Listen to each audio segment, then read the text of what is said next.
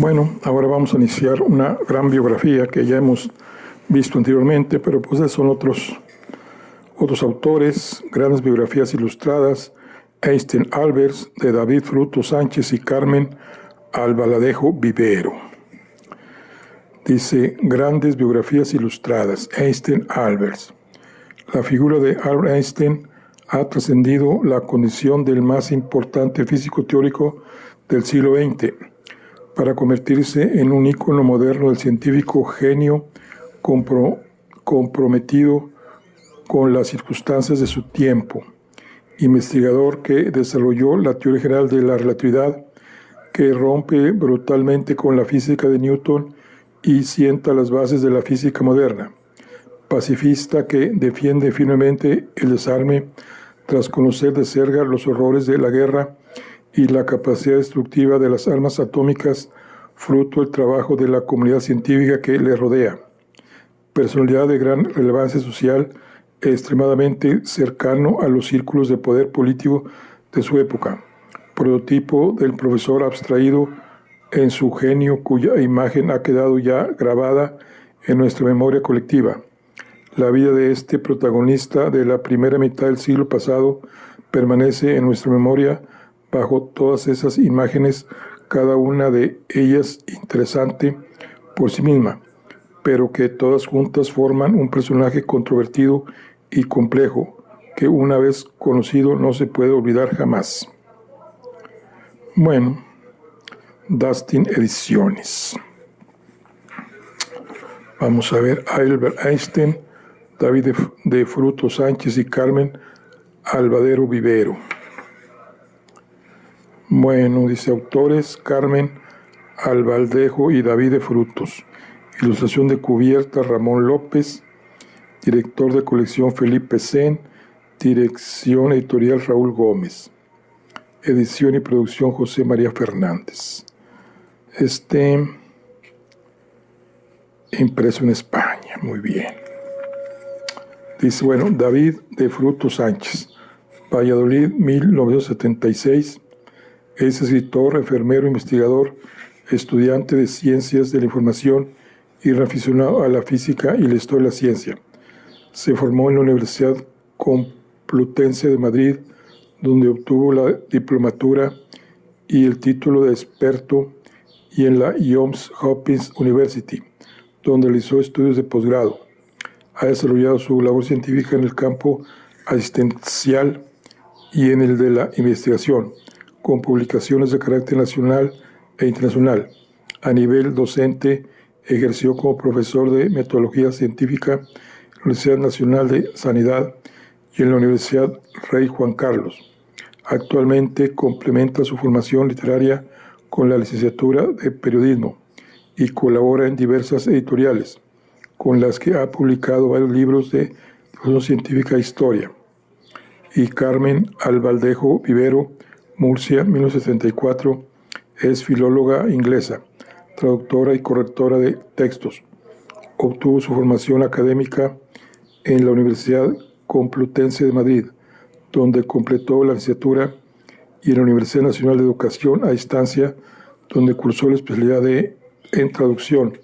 Su labor profesional comprende trabajos de traducción y corrección de textos, así como de transcripción y adaptación de libros al sistema Braille, especialmente libros de texto, en importantes empresas nacionales. Recientemente ha traducido del inglés, junto con Fernando Sainz, la novela Dos bajo par, del autor norteamericano James Dodson, publicada en español por Ediciones Témpora. Presentación, índice, introducción, capítulo 1, contexto histórico, capítulo 2, contexto científico, capítulo 3, la raíz de Albert Einstein, capítulo 4, en busca de fundamentos, capítulo 5, el nacimiento de un genio, capítulo 6, los años convulsos, capítulo 7, el último trayecto, capítulo 8, el mundo después de Einstein, capítulo 9, el cerebro de un genio, conclusión, principales conocimientos de la vida de Einstein, cronología y bibliografías. Bueno, Vamos primeramente con la presentación. Dice, Albert Einstein ha sido uno de los personajes que ha recibido más atención por parte de los medios de comunicación durante el siglo pasado. Los motivos han sido muy diversos, desde la gran trascendencia de sus aportaciones al mundo de la física y del conocimiento humano hasta su activo papel en el ámbito social y político, en las particulares circunstancias de su tiempo y las repercusiones de estos hechos en la historia reciente, pasando por su especial manera de pensar y resolver problemas y su personalidad característica. Gracias a todas estas circunstancias, existe actualmente una gran variedad de biografías disponibles sobre el personaje que nos ocupa. Hemos considerado que la idea de añadir a ellas una nueva biografía está justificada, ya que en la bibliografía revisada no se encuentra con facilidad una obra en español que reúna de forma clara y completa una exposición histórica y científica de carácter divulgativo sobre la rica vida y obra de Einstein en un mismo texto. Las obras disponibles, muchas de una elevada calidad, aunque la mayoría son traducciones, se dirigen a lectores interesados en alguna perspectiva aislada, ya sea la historia de la ciencia, la física o la biografía personal, de las muchas que ofrece un personaje con tantas facetas como Einstein.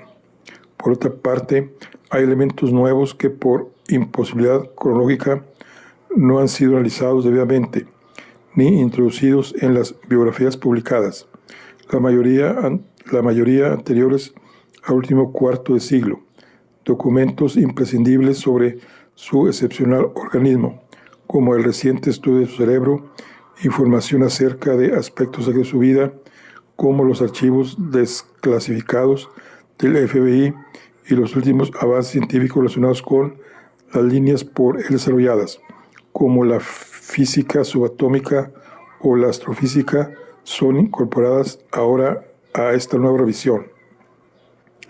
Por todos estos motivos, hemos decidido ofrecer una obra dirigida a un público sin especiales conocimientos de física ni de historia y suficientemente actualizada con los datos publicados en los últimos años sobre el gran genio del siglo XX. En las siguientes líneas encontrarán en un lenguaje sencillo una explicación general pero precisa de sus aportaciones científicas fundamentales y de los hechos históricos y sociales más reseñables de la época, colocando ambos en su contexto correspondiente. Se ha intentado facilitar la lectura evitando un glosario de términos o llamadas al margen. El lector hallará la explicación de algunos conceptos en el propio texto, con el fin de ahorrarle un trasiego innecesario de páginas. En virtud de la simplicidad y de acuerdo con el carácter divulgativo del libro, se ha suprimido cualquier tipo de formulación matemática, a excepción de la archiconocida expresión que relaciona masa y energía, cuya imagen está tan ligada al personaje que resultaría absurdo ignorarla. Los conceptos físicos son explicados por medio de imágenes y ejemplos, tal como estamos seguros y creemos que el lector, al finalizar estas páginas, también lo estará, que Einstein hubiera preferido que se tratase su obra. Por último, en aras de una mejor ubicación histórica, ha sido incluido, como en el resto de los títulos de esta colección, un cuadro cronológico con los acontecimientos más notables que ocurrieron durante la vida de Einstein, tanto en el ámbito social como científico.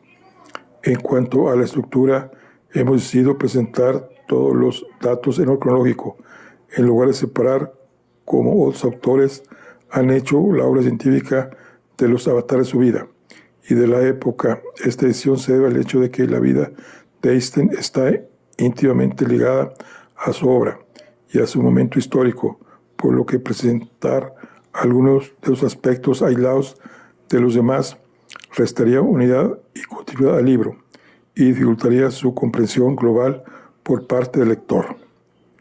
Estamos ante un texto, en definitiva, con una finalidad principalmente divulgativa, que en muchas ocasiones recupera las siempre agudas palabras del propio Einstein y que pretende sobre todo despertar la curiosidad del lector para profundizar el conocimiento de su personalidad sumamente interesante.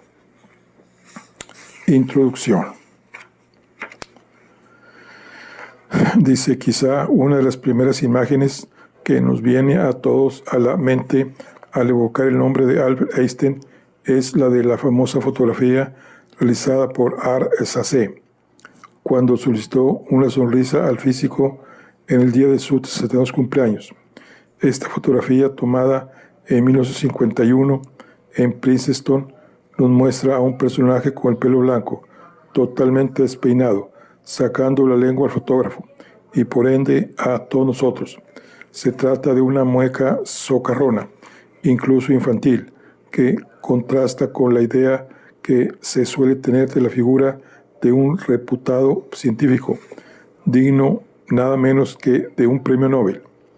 Esta representación se ha convertido ya en todo un ícono del siglo recién terminado. Einstein se ganó durante toda su vida más que de sobra la imagen que hoy tenemos de él. Asumió en vida esa aura de profeta mesiánico que parece que ha venido a este mundo sin integrarse del todo en él y aparentando vivir en otra esfera y proporcionarnos grandes revelaciones. Y en parte nos las desveló, de eso no hay duda. No es arriesgado aventurar que Einstein es el investigador más conocido del siglo XX. Hoy su nombre es sinónimo de inteligencia, a pesar de que la gran mayoría de la gente no sabe en qué consiste la teoría de la relatividad, su gran descubrimiento, ni podría nombrar ninguna de sus otras investigaciones. Precisamente el siglo pasado se ha caracterizado por los grandes descubrimientos que han revolucionado la vida cotidiana de la humanidad. Sin embargo, la mayor parte de nosotros no conocemos el nombre de muchas de las personas implicadas, ni podríamos evocar su imagen, ni recordar ninguna de las anécdotas de su vida. Porque entonces, precisamente, de todos los científicos, es Einstein el que ha pasado a la historia universal como un ícono cultural. Posiblemente sea porque representa como nadie el prototipo del sabio despistado, del genio reconocido mundialmente, capaz a la vez de reírse de sí mismo, sacando la lengua en lugar de adoptar una pose distante y altiva. Es todo un premio Nobel dispuesto a juguetear con los botones del ascensor, haciendo que sus ocupantes vayan de arriba a abajo sin pararse en el piso deseado. Un hombre que pone patas arriba la ciencia moderna, capaz de utilizar un cheque por valor de $1,500 como separador de un libro que luego deja olvidado. Físico, filósofo, músico, judío, pacifista, irónico y siempre polémico, tanto en los revolucionarios descubrimientos que estremecieron a los cimientos de la física clásica, como en sus declaraciones políticas y su postura pacifista en una época en la historia marcada dramáticamente por las dos guerras mundiales. Estamos ante una vida que resulta apasionante, precisamente por su papel, tantas veces activo en los momentos históricos más relevantes del siglo XX, por su relación con muchos de los protagonistas de la ciencia, la cultura y la política de la primera mitad del siglo, y por encima de todo, gracias a una personalísima visión del mundo que siempre hizo pública. Debido a esta razón, el relato de su vida en ocasiones se acerca más a una dramatización de la convulsa historia europea y mundial, desde el final del siglo XIX hasta mediados del siguiente, a través de un personaje único que a la biografía de un individuo aislado. Es esto lo que hace de cualquier biografía de Albert Einstein una interesante relación del pasado más reciente y por tanto de las bases del mundo en que ahora vivimos. Polémico también en su vida privada, sobre todo en lo referente a la relación con sus dos esposas, especialmente con Mileva Maric, su primera mujer, y con sus hijos, las cartas privadas conservadas por uno de ellos, Hans, Albert y descubiertas a la muerte de este en 1973, fueron publicadas por la Universidad de Princeton en el año de 1987. Gracias a esos escritos se supo de la existencia de una hija nacida antes del matrimonio de Albers y Mileva, que se cree que fue dada en adopción y de la que nada más se supo. Con todo ese material, las especulaciones sobre esas relaciones han provocado una gran cantidad de literatura, tanto a favor como en contra de la figura humana de Albert Einstein. En todo caso, su grandeza como científico no se discute, con la única ayuda de su extraordinaria capacidad intelectual y ciertas inquietudes filosóficas, desprovisto de un fuerte grupo de investigación o de una poderosa institución que lo apoyará y sin necesidad de grandes medios. Fue capaz de cambiar radicalmente el panorama científico de su época y de plantear cuestiones que todavía hoy nos afectan o se debaten. Ha habido pocos ejemplos en la historia de la ciencia que hayan logrado semejantes logros en solitario. Quizá haya sido, junto con Newton, uno de los escasos privilegiados en vislumbrar una explicación de la naturaleza tan elegante y precisa. Einstein marcó el fin de una época en la que los descubrimientos científicos podían ser explicados mediante palabras y modelos mecánicos, y señaló el comienzo de una etapa en la que estamos aprendiendo a descifrar teorías que violan el sentido común y solo pueden ser expresadas con exactitud gracias al lenguaje matemático.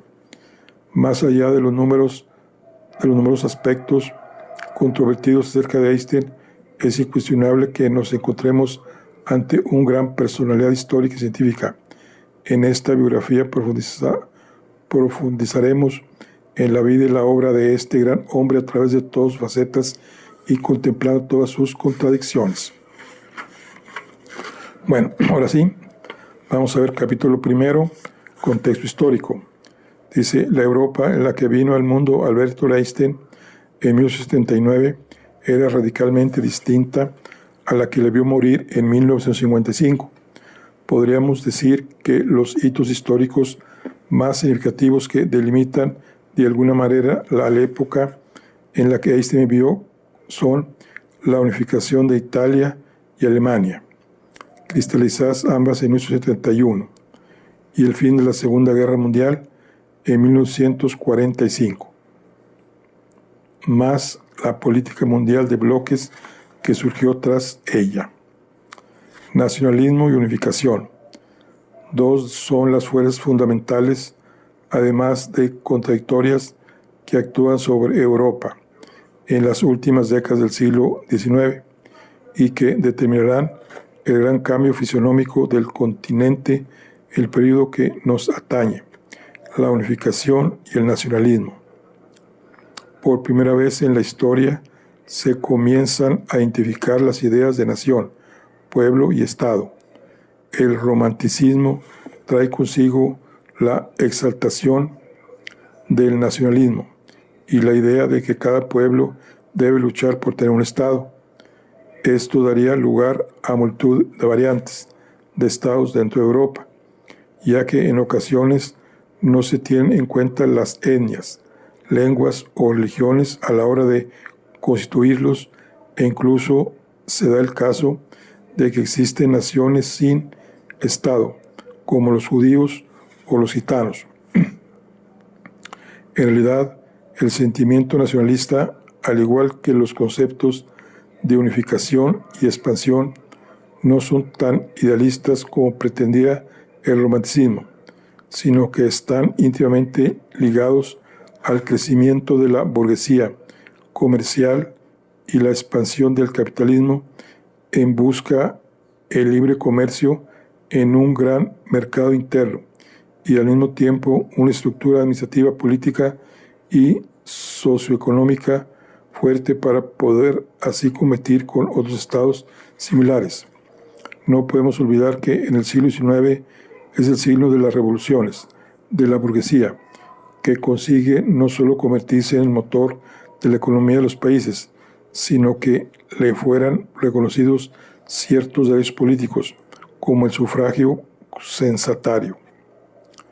Otto von Bismarck, canciller de Prusia, el principal estado germánico antes de la unificación, había aumentado su poder y su territorio. Tras la victoria sobre Francia en 1871, que le proporcionó la anexión de los territorios de Alsacia y Lorena. Así Prusia quedaba consolidado como el más importante de todos los estados germánicos, y gracias a la iniciativa de Bismarck actuó como estado unificador, conformando el llamado Segundo Reich. Esta unión fortaleció a la nueva Deutsche Bund, Confederación Germánica, e hizo que se industrializara fuertemente durante las siguientes décadas. También se estableció una moneda única y se construyeron redes de ferrocarril para unir los territorios de la Nueva Alemania. Esta unificación alemana, junto a la de Italia, lograda gracias tanto al empeño de la burguesía industrial y liberal de las regiones del norte, Lombardía y Piamonte, como el rechazo a Austria, son los dos principales ejemplos de la primera de las dos fuerzas a la que nos hemos referido anteriormente. El nacionalismo, en cambio, ejercerá el efecto contrario. Así, dos grandes imperios, el austrohúngaro y el otomano, tendrán a disgregarse en las siguientes décadas tan numerosos conflictos internos, ya que ambos contenían numerosos pueblos y naciones, cada uno con su idiosincrasia, lengua, religión e incluso etnias distintas. El imperio austrohúngaro, formado en 1867, incluía, además de Austria y Hungría, a Montenegro, Eslovenia y Albania. El imperio otomano poseía varias naciones balcánicas, como Grecia y Macedonia, y entre los dos imperios se hallaban divididos varias naciones que más tarde se construirían como estados. Es el caso de Serbia, Bosnia, Herzegovina, Rumania y Bulgaria. Otro efecto del nacionalismo es el desarrollo del concepto de patria, que provocó una inquietud por conocer a fondo los peculiares de cada país. A pesar de todas las tensiones fronterizas y movimientos centrífugos y centrípetos, esos años son de indudable prosperidad para la economía capitalista europea, gracias a la expansión de los mercados, como veremos ahora, y a la paz armada propiciada por Bismarck. Las potencias europeas son poderosas y se temen mutuamente gracias a un estratégico juego de alianzas que impiden la agresión. Sin embargo, con la retirada de Bismarck de la política en 1890, se comienza a requebrajar este débil equilibrio y poco a poco Europa se polariza en dos bandos enfrentados. Bueno, aquí viene el imperialismo colonial y luego viene la evolución del pensamiento y luego dice: podemos decir sin riesgo de equivocarnos que un abismo científico y tecnológico dista de las últimas décadas del siglo XIX hasta 1955, año en que Einstein murió. No solo la ciencia teórica se desarrolló en este periodo. Dice, la invención de la bombilla eléctrica en 1979, año del nacimiento de Einstein, del teléfono inventado por Graham Bell en 1976, la invención del cinematógrafo por los hermanos Lumière, etc. Precisamente en 1979, Werner von Siemens utiliza la electricidad como fuente de energía barata para el primer trolebús eléctrico, y a partir de 1990 el metro de Londres comienza también a utilizar este sistema. Muy bien, aquí vamos al capítulo 2. el contexto científico. Albert Einstein, sobre ella es la relatividad y la mecánica cuántica descansa en nuestra actual noción del mundo. Y aquí viene lo que es el hombre y el universo, donde, por ejemplo, Carl Sagan dice, somos fragmentos de materia estelar, que después de haber recorrido un largo camino, volvemos la vista atrás para preguntarnos sobre nuestros orígenes. Aquí vienen los pensadores, primeros pensadores. Dice,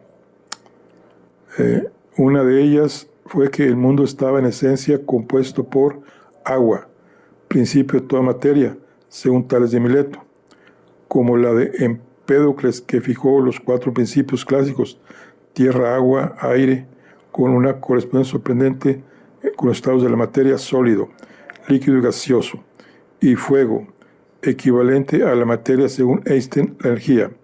También propuso que la velocidad de la luz no podía ser infinita y que el aire, aunque no pudiera verse, estaba formado por diminutas partículas.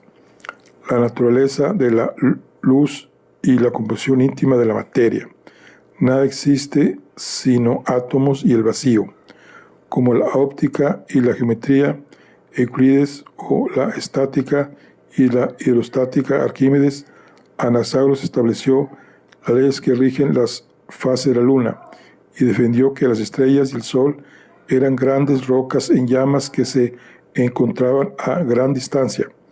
El gran Hipócrates, padre de la medicina, insistía en que las leyes naturales, dejando de lado la intervención divina en los fenómenos que nos rodean. Los hombres creen que la epilepsia es divina simplemente porque no lo entienden, pero si llamásemos divino a todo lo que no entendemos, realmente las cosas divinas no tendrían fin. Pitágoras añadió su hipótesis matemática al sugerir que la Tierra era redonda. Hiparco de Nicea estableció la distancia entre la Tierra y la Luna con gran exactitud. Y aquí ya viene la física clásica. Entendemos una ciencia con unos principios básicos muy bien definidos que dan explicación a multitud de fenómenos, pero con unas limitaciones más allá de las cuales pierde su validez. Siglo XVI se formó la teoría del magnetismo terrestre. Galileo describió las leyes que rigen la caída de los cuerpos y se establecieron las bases de la dinámica, la parte de la física que estudia el movimiento y las fuerzas que lo producen.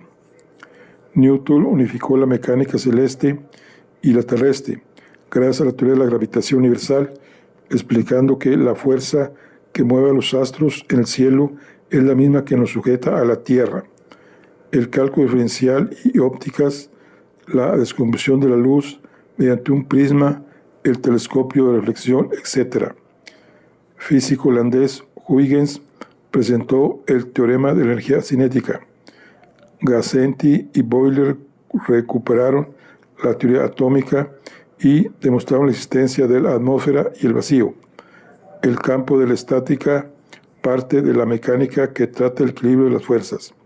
Huygens, intervención del telescopio a comienzos del siglo XVII.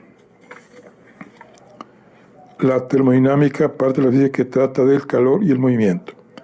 Maxwell, que ganó electricidad y magnetismo, que también la luz era una forma de radiación electromagnética que viaja a través del espacio en forma de ondas y por medio de el éter. Y aquí viene toda la física moderna. La física, al igual que otros campos del conocimiento humano, parecía haber llegado a un punto final. La mecánica y la termodinámica se habían unificado en la mecánica estadística, la electricidad, el magnetismo y la óptica, en el electromagnetismo y sus ondas, etc. Los físicos creían que estaban cerca de hallar una explicación completa del universo. De cualquier modo, pese al talante optimista reinante, todavía quedaban cuestiones sin resolver, cuestiones relativas a la verdadera naturaleza de la luz, los problemas del éter, el comportamiento de la radiación, la composición íntima de la materia, la energía del universo, el concepto de gravedad, espacio y tiempo. La realidad es que en menos de un siglo el programa científico sufriría un vuelco impresionante. Ahora veremos cómo se gestaron estos cambios y qué importantísimas implicaciones tuvo Einstein en los acontecimientos de su época y en los de la que está por venir. Bueno, aquí estamos el capítulo 1 y capítulo 2 y vamos a ir al capítulo 3 para empezar a ver las raíces de Einstein. Pero esto lo vemos en la siguiente charla. Hasta luego.